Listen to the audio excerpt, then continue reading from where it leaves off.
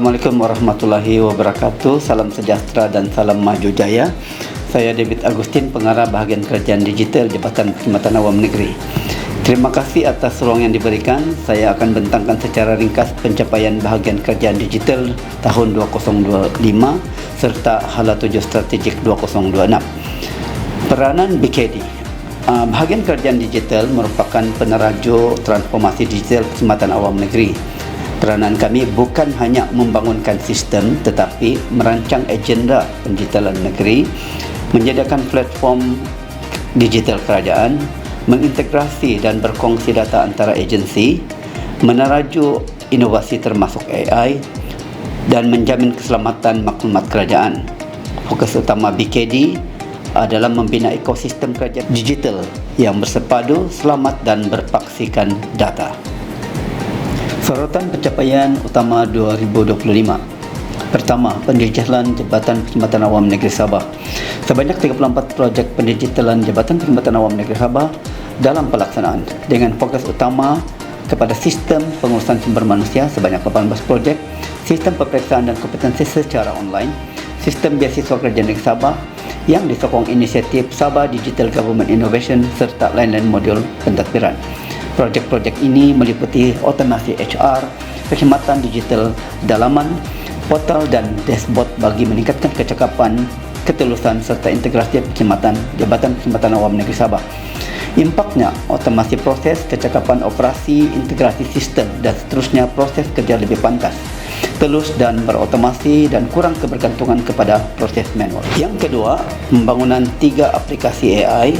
Kita telah membangunkan Lex Sabah, iaitu rujukan perundangan pintar, Neo, sokongan pemprosesan maklumat keputusan, Get 3D Formulate, iaitu pemetaan dan visualisasi 3D.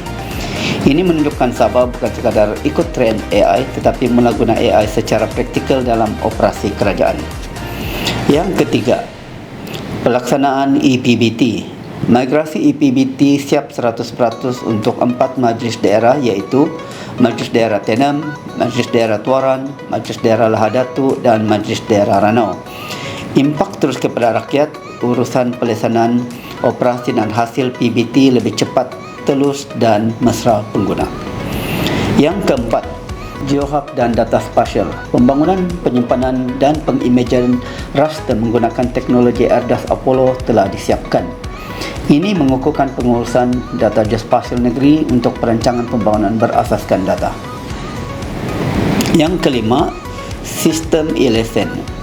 Pengoptiman storan data lesen siap 100% digunakan oleh 23 pejabat daerah dan 6 pejabat daerah kecil.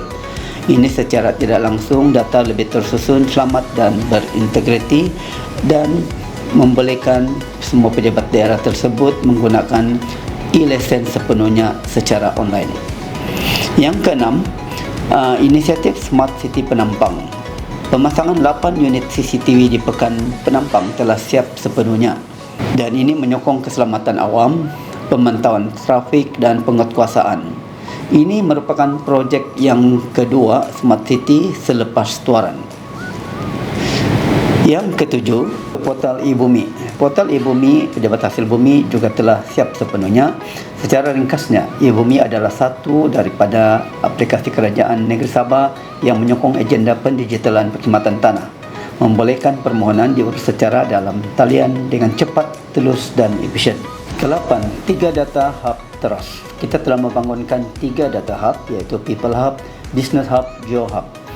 Objektif utama 3 data hub ini adalah menjadikan single source of truth kerajaan negeri, memperkukuhkan perkongsian data antara agensi, mengurangkan pertindahan data dan silo sistem, serta menyokong keputusan berpacukan data, iaitu data driven decision making.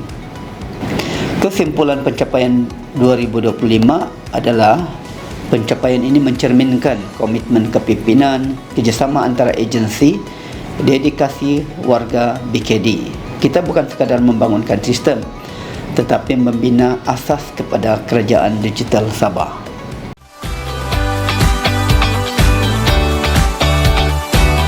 Hala 7 2026.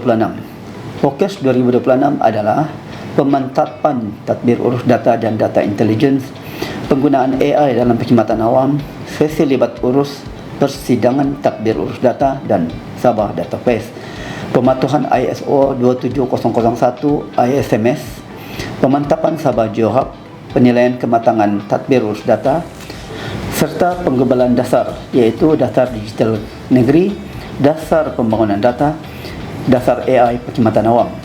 Matlamatnya ialah memastikan transformasi digital dilaksanakan secara terselaras, selamat dan berimpak tinggi.